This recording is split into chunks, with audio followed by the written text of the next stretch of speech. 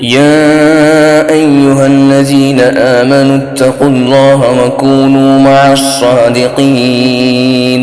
ما كان لأهل المدينة ومن حولهم من الأعراب أن يتخلفوا عن رسول الله ولا يرغبوا بأنفسهم عن نفسه، ذلك بأنهم لا يصيبهم ظمأ ولا نصب ولا مخمصة في سبيل الله ولا يطؤون موطئا يغيظ الكفار ولا ينالون من عدو نيلا إلا كتب لهم به عمل صالح، إن الله لا يضيع أجر المحسنين.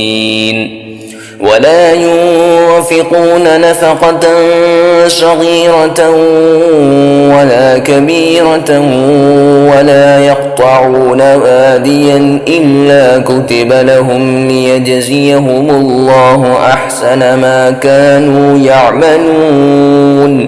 وما كان المؤمنون لينفروا كافة، فلولا نفر من كل فرقة منهم طائفة ليتفقهوا في الدين ولينذروا قومهم إذا رجعوا إليهم لعلهم يحذرون. صدق الله العظيم.